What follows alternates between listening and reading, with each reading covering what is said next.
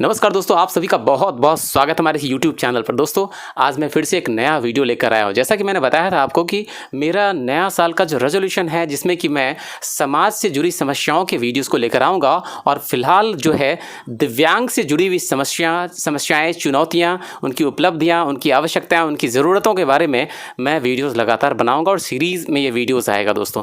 तो आप हमारा ये वीडियो ज़रूर देखिएगा। इसी क्रम में आज मैं आया हूँ कुर्जी मैनपुरा के पास, पटना के कुर्जी मैनपुरा के पास धीरज जी से मिलना। मैं बता दूं आपको कि ये जो धीरज जी हैं, ये 100% दृष्टिबाधित हैं, दिव्यांग हैं और इनको लगभग मैं 11 वर्षों से जानता हूं और मित्रवत संबंध है।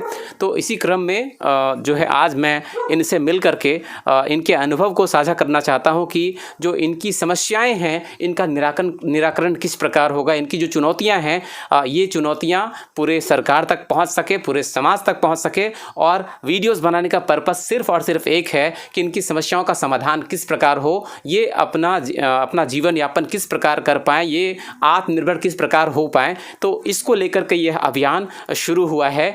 तो दोस्तों, आइए मिलते हैं। तो धीरज जी नमस्ते, कैसे हैं आप? बढ़िया है सर, बहुत बढ़िया। और धीरज जी बताइए, बहुत दिनों बाद आपसे मुलाकात हुई, आप अपने बारे में थोड़ा हमारे व्यूवर्स को बताइए। हमारे जो देखने वाले व्यूवर हैं, जो आपको चैनल पर देखेंगे, तो आप अपने बारे में थोड़ा बताइए। हेलो फ्रेंड्स, मेरा नाम धीरज कुमार है। मैं बिहार पटना से पूर्णतः दृष्टिबाधित और मैंने 12th तक मैंने पढ़ाई की है। पटना राजकीय नेत्रहीन उच्च विद्यालय से मेरी शिक्षा दीक्षा का हुआ है, मैट्रिक तक। उसके बाद मैंने पटना के दरियापुर कॉलेजिएट स्कूल में मैंने 12th किया वहाँ से। और आगे की पढ़ाई अगर मैं बोलूँ तो इसमें थोड़ा सा बहुत ज़्यादा क्रिटिकल हो जाएगा, क्योंकि आगे की पढ़ाई मैं कर रहा था पटना विश्वविद्यालय से, लेकिन बीच में ही मतलब स्थगित हो गया, क्योंकि थोड़े फाइनेंशियल प्रॉब्लम आ गई थी, थोड़ी पैसे की तंगी हो गई थी, जिसके कारण से प्रॉब्लम आ गई। और कहीं ना कहीं इसमें सरकार की भी तानाशाही रवैया थी, जो जिसके कारण, क्योंकि जैसे सभी लोगों के साथ सरकार नियम अपनाती है, उसी प्रकार से हमारे साथ भी अपनाती है। जैसे आप लोगों के साथ जो फीस आप लोगों को देना पड़ता है, वही फीस हम लोगों को देना पड़ता है। बहुत सारे आप लोग में से ऐसे लोग हैं जो ये कहते हैं कि अरे ये लोग तो दिव्यांग है, इन लोगों को सरकार बहुत छूट देता है। लेकिन मेरे प्रियो, ये मैं जानता हूँ कि सरकार हम लोगों को कितनी छूट देती है। जब मैं किसी कार्यालय में जाता हूँ तो आप जैसे ही लोग, बहुत सारे ऐसे लोग होते हैं जो दूर से ही देखकर हमें भाग खड़े होते हैं। ये नहीं कि हाँ हाथ पकड़ के इन्हें बता दिया जाए, ऐसा नहीं लोगों का है। तो जिस तरह से सरकार है हमारे देश की, हमारे राज्य की, उसी प्रकार से मुझे दुख के साथ कहना पड़ता है कि हमारे राज्य की जनता भी है कि जागरूक नहीं है। और मैं ये नहीं कहता हूँ कि मैं जितने भी इस वीडियो को सुनेंगे यूट्यूब चैनल पर, वो सभी ऐसे होंगे। बहुत सारे ऐसे लोग हैं, जैसे कि अभी हमारे रवि सर जैसे लोग हैं, कि हम जैसे लोगों को गले लगाते हैं और हमें भरपूर इनसे प्रेम मिलता है। तो इनके जैसे भी लोग हैं, तो आप में से भी कई ऐसे लोग होंगे जो हम लोगों के प्रति सहानुभूति रखते होंगे। मैं ये नहीं कहता, मैं सभी को एक तराजू में नहीं तौलता मेरे प्रियो। तो बस मैं अपने बारे में और क्या कहूँ, ज़्यादा कुछ नहीं, क्योंकि मेरा ज़िंदगी खुला किताब की तरह है। अगर ज़्यादा आप लोग जानोगे तो रो पड़ोगे।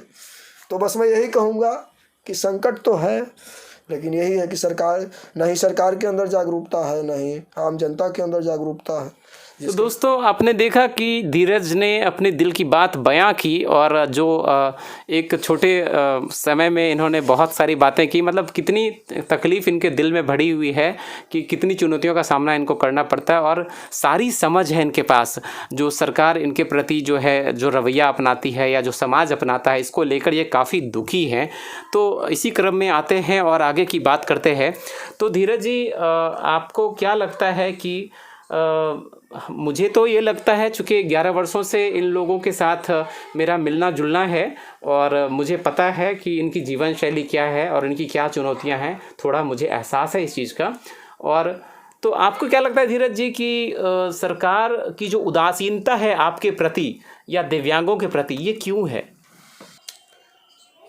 सरकार की जो तानाशाही रवैया है, हम लोग दिव्यांगों के प्रति, उसका सबसे मूल्य आधार यही है कि हमारे राज्य के सीएम महोदय को ये लगता है कि ये लोग कुछ नहीं कर सकता, ये लोग क्या करेगा, ये लोगों के पीछे पैसा बर्बाद करने से अच्छा है कि हम कुछ ऐसा कार्य करें जैसे पक्की रोडें बनवाएं, ये वो। तो पक्की रोड बनवाना भी गलत नहीं है, लेकिन सरकार की उदासीनता यही होती है कि ये लोग हम लोगों को कुछ समझते। जैसे कि मैंने पहले भी शुरुआती वीडियो में मैंने कहा था कि बहुत सारे ऐसे लोग हैं जो हम लोगों को दूर दूर से ही देखकर भाग खड़े होते हैं। तो वही बात है कि सरकार की उदासीनता का कारण यही है कि सरकार ये सोचती है कि ये लोग थोड़ी हमको वोट देता है। बहुत सारे ऐसे दिव्यांग हैं जो वोट भी नहीं देते।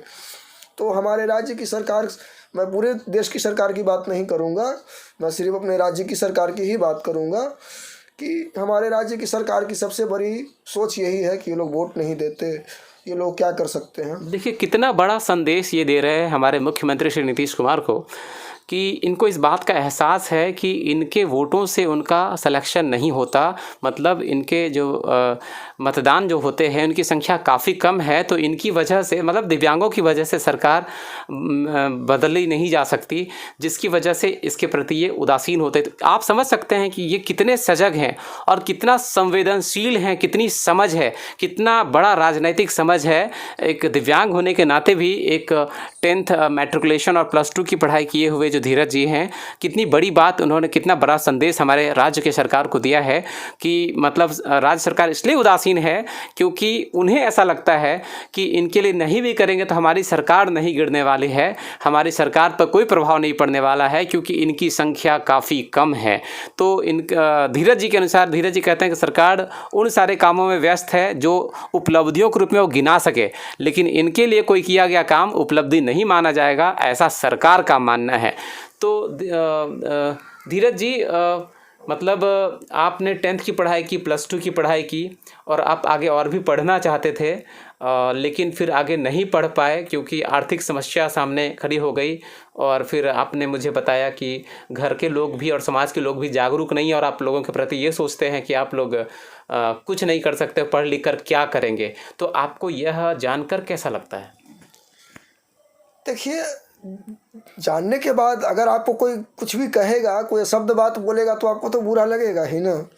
मतलब आप पढ़ना चाहते थे? मैं पढ़ना अभी भी चाहता हूँ। अच्छा। मैं अभी भी पढ़ना चाहता हूँ। अच्छा। लेकिन बस मेरी आर्थिक स्थिति सही ना होने के कारण मैं मजबूर हूँ। और इसमें भी हमारे सरकार की ही तानाशाही रवैया है। मात्र महीने का 400 रुपया पेंशन हमारे राज्य की सरकार हमें देती है। आप यहाँ पर जितने भी लोग जो भी वीडियो सुनेंगे वो सब आप मुझसे तो कह नहीं सकते, लेकिन आप लोग सब अपने अपने मनों में, अपने अपने मनों से ये सवाल पूछें, दिल से सवाल पूछें कि आज के डेट में 400 रुपया क्या मायने रखता है। अच्छा, जैसा कि आपने सुना कि धीरज जी ने कहा कि पढ़ना अभी भी चाहते हैं, लेकिन इनके पास जो है आर्थिक संसाधन नहीं है और ये एक बड़ी समस्या है। इसी क्रम में धीरज जी, मैं बता दूं आपको कि मैं तो स्मार्टफ़ोन भी यूज़ नहीं करता था, और जब से यूज़ करना शुरू किया हाल फिलहाल से, तो मुझे ऐसा लगा, फिर आप लोगों से लगभग सारे दिव्यांगों से विचार विमर्श करके हम लोगों ने ये निर्णय लिया कि आपकी आवाज़ समाज, सरकार तक कैसे पहुँचे। राज्य सरकार, केंद्र सरकार, तमाम जितने भी सरकारी पदाधिकारी, अधिकारी हैं, जो जिम्मेदार हैं हमारे इस पूरे समाज के प्रति, उन तक आपकी आवाज़ कैसे पहुँचे। आप लोगों के जो अधिकारों, आप लोगों का जो मतलब आप लोगों के प्रति जो सरकार की जिम्मेदारी है, जो आपकी मांग है, वो कैसे पहुँचे। ये अभियान हम लोगों ने शुरू किया है आपके मदद से। तो धीरज जी, आप क्या मांगना चाहते हैं, चंद शब्दों में बताएं कि सरकार से आपकी क्या मांग है। सरकार से हमारी यही मांग है कि सबसे पहले हमें सब कुछ नहीं, हमें सब खाना पीना तो ठीक है, वो तो आप नेत्रहीन विद्यालय चलाकर खाना पीना तो आप दे ही रहे हो, लेकिन हमें उससे ज़्यादा से पहले ज़रूरी है शिक्षा। हमें शिक्षा चाहिए, हमें रोज़गार चाहिए, जो कि हम लोगों के पास नहीं है। आज हमारे राज्य में एक भी ऐसा विश्वविद्यालय नहीं है जो संपूर्ण तरीके से दृष्टिहीनों के लिए है। हम लोगों को आम लोगों के साथ बैठना पड़ता है। चलिए कोई बात नहीं है, बैठने में भी कोई दिक्कत नहीं है, लेकिन हर चीज़ हम लोगों को आम लोगों की तरह हम लोगों को ट्रीट किया जाता है। अगर हम लोगों को एडमिशन फीस देना हो तो उसके लिए भी हमको जैसे आम लोगों का लगता है उसी प्रकार से हम लोगों का लगता है। तो मैं यही कहना चाहूँगा माननीय मुख्यमंत्री महोदय से कि आप इस बात पर विचार करें। हालांकि आप करेंगे तो नहीं, मैं जानता हूं, क्योंकि आप करते ही नहीं हैं, तो आप करेंगे नहीं, ये मुझे पता है। लेकिन मेरा काम है आपको बार बार जगाना। बाकी आप सोना चाहते हैं तो आप सोइए, उसमें मैं क्या बोल सकता हूं। तो दोस्तों, मैं ये जो वीडियोस बना रहा हूँ इसका कुछ ना कुछ उद्देश्य है कि इनका कल्याण कैसे हो। ऑब्वियसली मैं 11 वर्षों से जानता हूँ और ये लोग भीख नहीं लेना चाहते, ये लोग जो है दया के पात्र भी नहीं बनना चाहते हैं। यह शिक्षा प्राप्त करना चाहते हैं, कुशलता चाहते हैं, कुशल होना चाहते हैं, रोज़गार चाहते हैं और मेहनत से पैसे कमाकर अपनी जीविका चलाना चाहते हैं, लेकिन इनके पास संसाधन नहीं है। और इसी क्रम में चूँकि मैंने देखा है कि हमारे बिहार में 2 या 3 विद्यालय हैं, उसमें से 2 उच्च विद्यालय है, बाकी एक मिडिल स्कूल है जहाँ तक मुझे जानकारी है। और वो पटना में भी एक बढ़िया विद्यालय है, उसमें कोई शक नहीं है, लेकिन वहाँ 11th-12th की व्यवस्था नहीं है, एक बड़ी चुनौती है। अब इस पर जो है धीरज जी कुछ बोलना चाहते हैं। एग्जैक्टली बात ये है कि ये जो अभियान हमने शुरू किया है हम लोगों ने मिलकर, इसमें 2 मांगे सरकार से है कि बिहार में जो है दिव्यांगों के लिए एक विशेष विश्वविद्यालय बनाया जाए और बिहार में जो है जो 10th लेवल का स्कूल है राजकीयकृत, वो +2 लेवल के हॉस्टल तक, +2 लेवल तक हो और +2 लेवल तक जो है उसमें हॉस्टल की व्यवस्था हो। विश्वविद्यालय में तमाम प्रकार के कोर्सेज चलाए जाएं और जो उनके हॉस्टल से रहने की व्यवस्था, ये तमाम चीज़ें की जाएं। तो चलिए आइए इस पर बात करते हैं। धीरज जी कुछ बोलना चाहते हैं। देखिए, 3 विद्यालय तो हैं, इस बात को नकारा नहीं जा सकता कि 3 विद्यालय है, लेकिन मैं कहता हूं कि 3 विद्यालय में से शिक्षा कहाँ है? किसी विद्यालय में भी शिक्षा नहीं है। पटना अगर राजकीय नेत्रहीन उच्च विद्यालय की अगर मैं बात करूं, तो वहाँ अगर आप जाकर देखेंगे तो ऊपर से तो कैसे लोग कहते हैं ना कि दूर से देखने में हीरा पीतल भी सोना लगता है, क्योंकि उस पर अगर पानी चढ़ा दिया जाए सोने का तो पीतल भी सोना लगेगा। तो उसी प्रकार से सरकार ने पानी चढ़ा दिया है उस पर। लेकिन अगर अंदर से आप उसको देखने जाएं तो अंदर से एक ऐसा मतलब चंक लग चुका है, तीमक लग चुका है उस विद्यालय को कि उसको छुड़ाया जा सकता।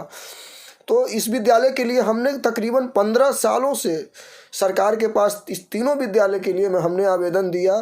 पटना नेत्रहीन विद्यालय को हमने 10+2 के लिए आवेदन दिया, दरभंगा विद्यालय को हमने मैट्रिक तक के लिए कहा, भागलपुर में जो विद्यालय है उसको हमने 8वीं से मैट्रिक तक करने के लिए कहा, क्योंकि वो 8वीं तक ही थी, तो उसे भी हमने मैट्रिक तक करने के लिए कहा।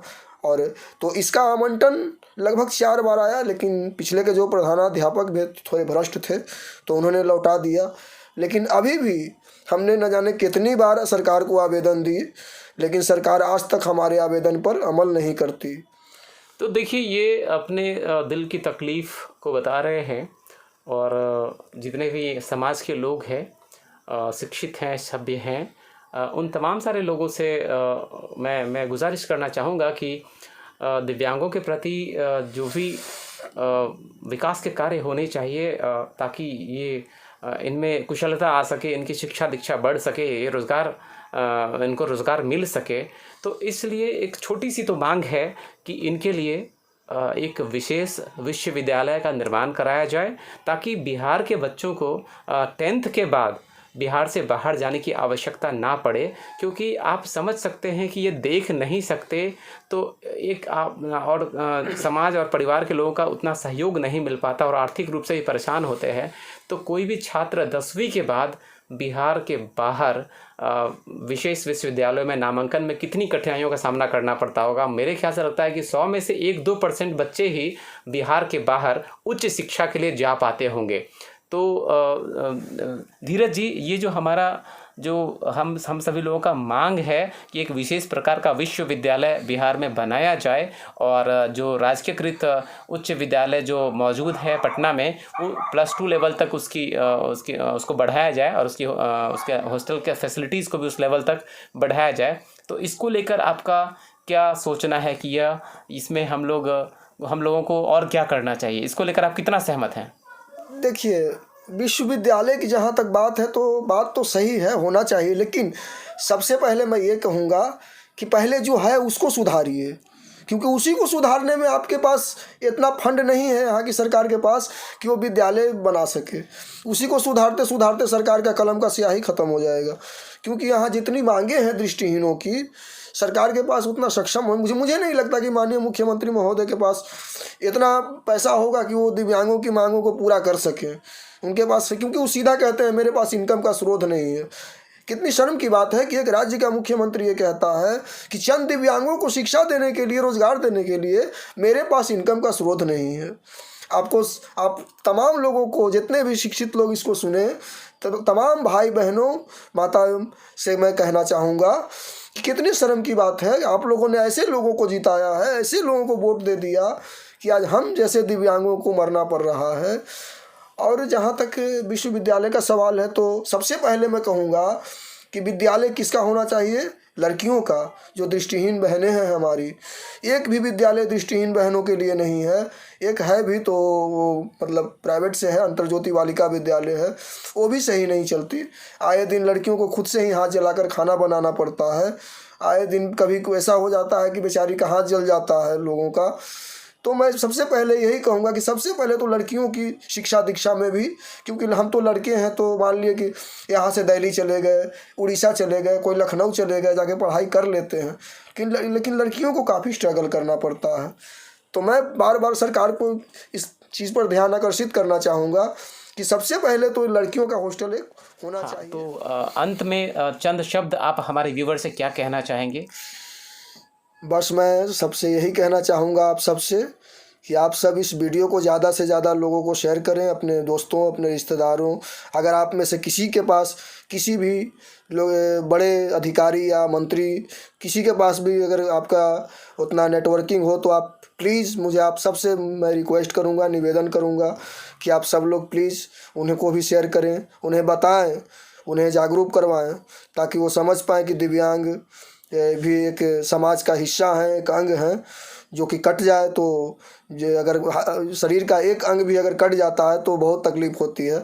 तो सरकार को इस बात को समझना होगा कि अगर मेरा शरीर का एक अंग भी कट गया तो हम सब भी एक अंग हैं, भले ही आप लोग माने या ना माने, सरकार माने या ना माने। लेकिन बहुत सारे ऐसे लोग, मैं ये नहीं कहता, मैं सबको नहीं बोलता, आप सब में से बहुत सारे ऐसे लोग हैं जो सहनशील होंगे। तो आप सब समझदार हैं। और संकट की बात है तो संकट पर मैं ज़्यादा बल नहीं देता हूँ, क्योंकि मेरा मानना है कि जब तक जीवन है संघर्ष है और हम कभी नहीं हारेंगे। हम लड़कर इसका सामना करते हुए आगे बढ़ेंगे, चाहे सरकार कितनों भी तानाशाही रवैया अपनाए। हम अपनी शिक्षा को प्राप्त करने के लिए हर उस कांटे को पार करेंगे जो हमें करना चाहिए।